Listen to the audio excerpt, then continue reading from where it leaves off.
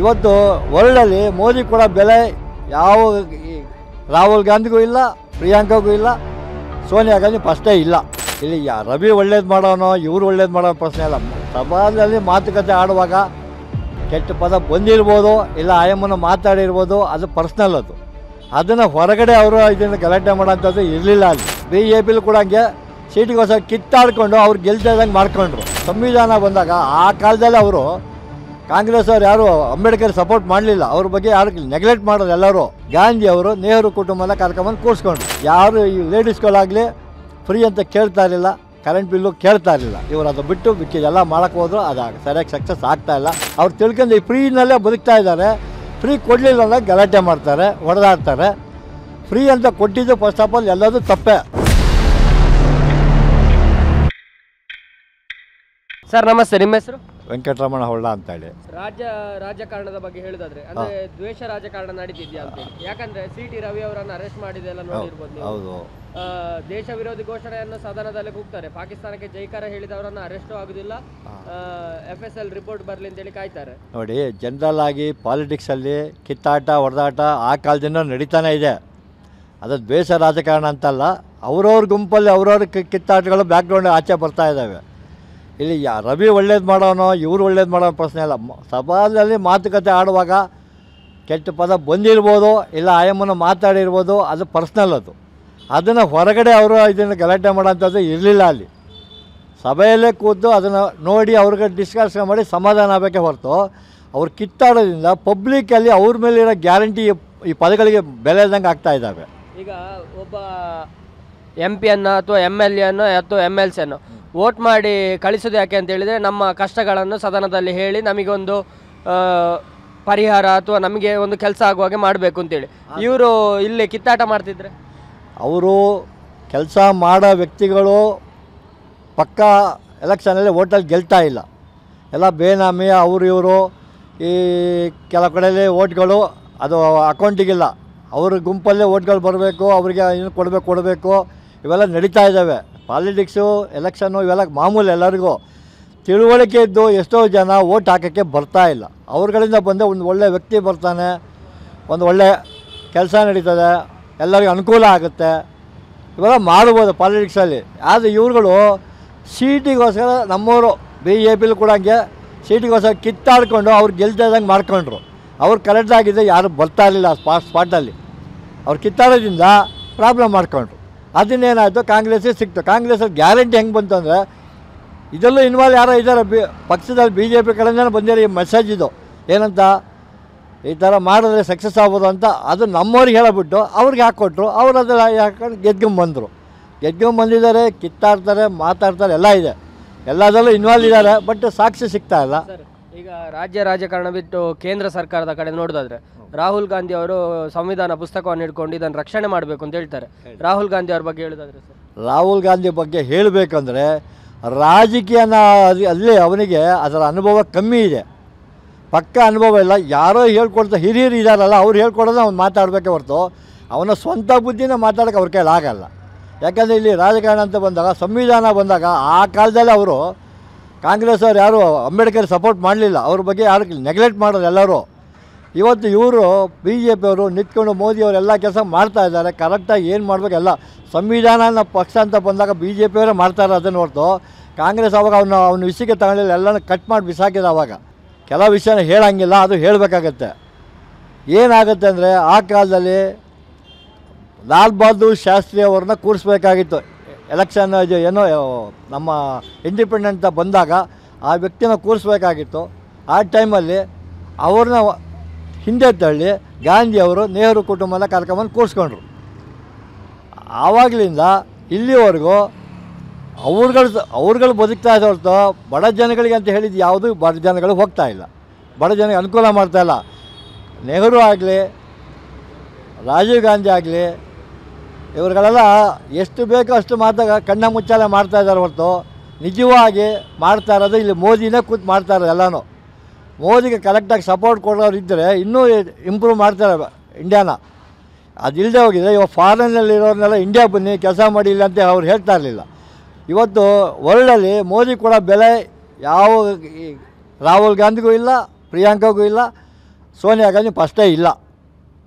ಇದು ನಿಜವಾಗಿ ನಡೀತಾ ಇರೋದು. ಜನಗಳು ಅರ್ಥ ಮಾಡಿಕೊಂಡು ತಕ್ಕಂತೆ ನಡ್ಕೊಂಡು ಹೋದರೆ ಚಂದ.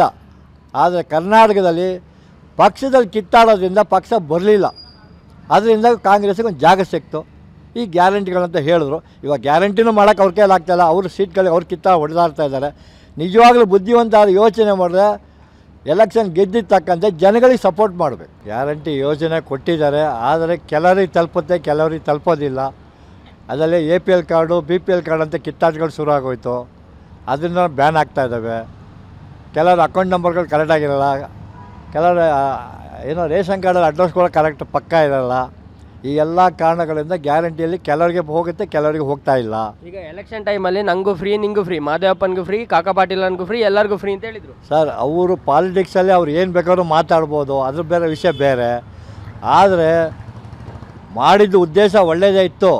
ಆದರೆ ಅದನ್ನು ಕರೆಕ್ಟಾಗಿ ಯಾರೂ ಆಫೀಸರ್ಗಳು ಅದನ್ನು ಇನ್ವಾಲ್ವ್ ಮಾಡ್ತಾಯಿಲ್ಲ, ಕರೆಕ್ಟಾಗಿ ಅಟೆಂಡ್ ಮಾಡ್ತಾಯಿಲ್ಲ. ಕೆಲವರಿಗೆ ಹೋಗುತ್ತೆ, ಕೆಲವರಿಗೆ ಹೋಗಲ್ಲ. ಅವ್ರು ಹೇಳ್ತಾರೆ ಗ್ಯಾರಂಟಿಗಳಲ್ಲಿ ಎಷ್ಟೋ ಜನಕ್ಕೆ ಹೆಲ್ಪಿಂಗ್ ಇಲ್ಲ. ಅದಲ್ಲಿ ಫ್ರೀ ಕೊಟ್ಟಿದ್ದಾರೆ.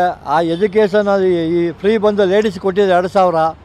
ಈ ಕರೆಂಟ್ ಬಿಲ್ಲು ಇವೆಲ್ಲ ಕೆಲವು ಕಡೆ ಕರೆಂಟ್ಗಳಲ್ಲಿ ಆಧಾರ್ ಕಾರ್ಡ್ ಪ್ರೂಫ್ಗಳಿಲ್ಲ, ಕರೆಕ್ಟಾಗಿ ಸಿಗೋದಿಲ್ಲ. ಯಾರೋ 100ಕ್ಕೆ 10% ಸಿಕ್ಕಿದ್ರೆ ಜಾಸ್ತಿ. ಏನು ಮಾಡಬೇಕಂತ ತಿಳ್ಕೊಂಡು ಅನುಕೂಲ ಮಾಡಬೇಕು ಹೊರತು ಇವಾಗ ನಿಜವಾದ ಗ್ಯಾರಂಟಿ ಒಳಗೆ ಅವ್ರು ಏನು ಗ್ಯಾರಂಟಿ ಕೊಡದೆ ಬರೀ ಸ್ಟೂಡೆಂಟ್ ಮಕ್ಕಳಿಗೆ ಎಜುಕೇಷನ್ಗೆ ಅಂತ ಕೊಟ್ಟಿದ್ರೆ ಕೋಟ್ಯಾಂತರ ಜನ ಬದುಕ್ತಾಯಿದ್ರು.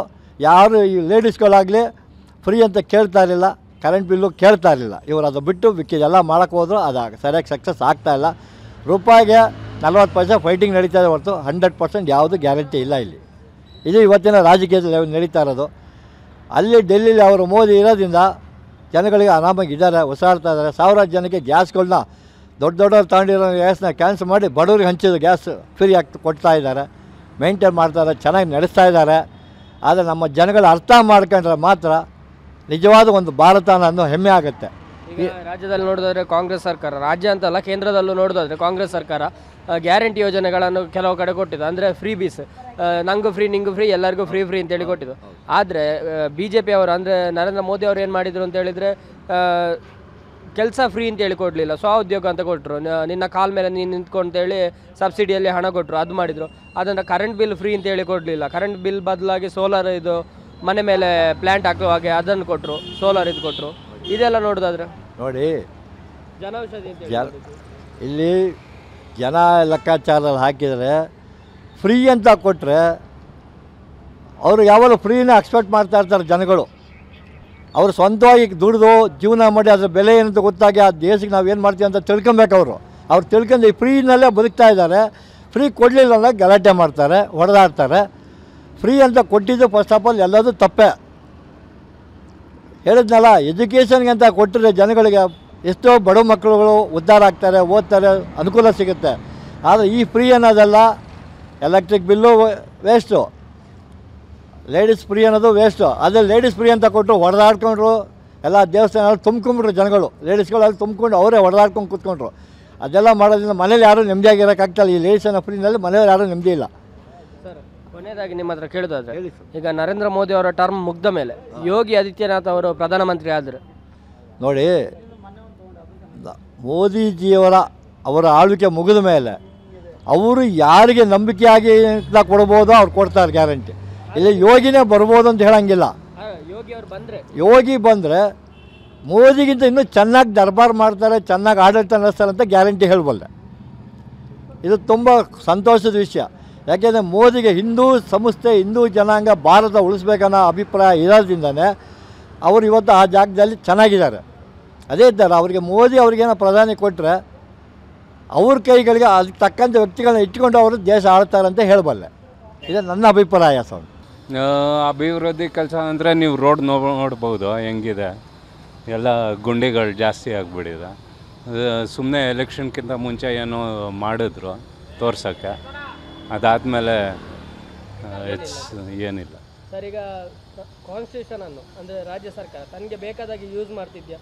ಅಂದರೆ ಇತ್ತೀಚೆಗೆ CT ರವಿ ಅವರನ್ನು ಅರೆಸ್ಟ್ ಮಾಡಿರ್ಬೋದು, ಇದನ್ನೆಲ್ಲ ನೋಡಬೇಕಾದ್ರೆ ಅದು ಮಿಸ್ಯೂಸ್ಗಳು ಆಗ್ತಾನೆ ಇರುತ್ತೆ ಪೊಲಿಟಿಕ್ಸಲ್ಲಿ. ಅದು ಯಾವ ಪಾರ್ಟಿ ಆದರೂ ಬರಲಿ, ಅದು ಟಾರ್ಗೆಟಿಂಗ್ ಇದ್ದೇ ಇರುತ್ತೆ. ಅದು ಏನು ಇದು ಹೇಳೋಕ್ಕೆ ಅಧಿವೇಶನದಲ್ಲೇ ನಿಂತು, ಅಂದರೆ ಸದನದಲ್ಲಿ ನಿಂತು ದೇಶ ವಿರೋಧಿ ಘೋಷಣೆ ಕೂಗಿದ್ರು.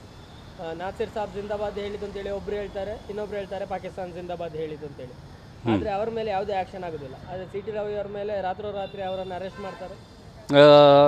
ಕರೆಕ್ಟು, ಯಾಕಂದರೆ ಇವ್ರುಗಳಿದಾರಲ್ವ ಪವರಲ್ಲಿ, ಯಾರು ಪವರಲ್ಲಿ ಇರ್ತಾರೆ ಅವ್ರದ್ದೇ ರಾಜ್ಯ, ಇನ್ನೇನು ಮಾಡೋಕ್ಕಾಗತ್ತೆ. ಬಟ್ ಏನಂದ್ರೂ ಆ್ಯಂಟಿ ನ್ಯಾಷನಲ್ ಅಂತೂ ಇದು it is not tolerable at all. ಅವ್ರದ್ದೇ ಟೀಮ್ ಅಂತ ಹೇಳೋಕ್ಕಾಗಲ್ಲ, ಬಟ್ ಎಸ್ ಅಲಯನ್ಸ್ ಇದೆ. ನಾನು ಹೇಳ್ದಂಗೆ ಮುಂಚೆನೇ it is intolerable. Anything against the constitution or the makers of the constitution is not right and they have to be there has to be action taken against them. ಈಗ ಕೊನೆಯದಾಗಿ ರಾಜ್ಯ ಸರ್ಕಾರದ ಬಗ್ಗೆ ಏನು ಹೇಳ್ತೀರಿ? ಏನು ಹೇಳಕ್ಕೆ, I don't want to say anything about it. Starting ಬಂದರು, ಎಲ್ಲ ಜನರಿಗೆ ಹೊಪ್ಸ್ಕೊಟ್ರು, ಜನರು ಚೇಂಜ್ ಬೇಕಂತ ಇದು ಮಾಡಿದ್ರು. ಈಗ ಗೊತ್ತೇ ಆಗ್ತಾ ಇದೆ ಏನು ನಡೀತಾ ಇದೆ ಅಂತ. ಸಂಪೂರ್ಣ ಚೇಂಜ್ ಆಯಿತು ಅಂತ ಹೇಳ್ತೀರಿ? ಹಾಂ, ಒಂಥರ ಸರ್ಕಾಸ್ಟಿಕ್ ಆಗಿ ಸಂಪೂರ್ಣ ಚೇಂಜು. ಹೌದು ಸರ್, ಕೊನೆಯದಾಗಿ ನರೇಂದ್ರ ಮೋದಿ ಅವ್ರ ಬಗ್ಗೆ ಏನು ಹೇಳ್ತೀರಿ? Narendra Modi is a good statesman, specially international exposure. ಈಗ ನಾರ್ತ್ ಕೊರಿಯಾದ ಎಂಬಸಿದು ಎಲ್ಲ ಇದಾಯ್ತಲ್ವ, I think that is a good move. ಯಾಕಂದರೆ ನಾವು ಯಾವಾಗಲೂ we have been trying to please the western countries and not the left countries also. So ಆ balance ಇರಲೇಬೇಕು. ಆ್ಯಂಡ್ ಮುಂಚೆಯಿಂದನೂ India has been slightly balanced towards this one, both western as well as the left this one governments. So I think it's a good move. We had lost touch with it for a long time. TV Vikrama, ದೇಶ ನಿಮ್ಮ ಕೈಯಲ್ಲಿ. ಈ ಕಾರ್ಯಕ್ರಮ ನಿಮಗೆ ಇಷ್ಟ ಆಗಿದ್ದಲ್ಲಿ like, share ಹಾಗೂ comment ಮಾಡಿ. ಟಿವಿ ವಿಕ್ರಮದ ಕಾರ್ಯಕ್ರಮಗಳನ್ನು ನಿರಂತರವಾಗಿ ವೀಕ್ಷಿಸಲು ಸಬ್ಸ್ಕ್ರೈಬ್ ಮಾಡಿ, ಬೆಲ್ ಐಕನ್ ಒತ್ತಿ.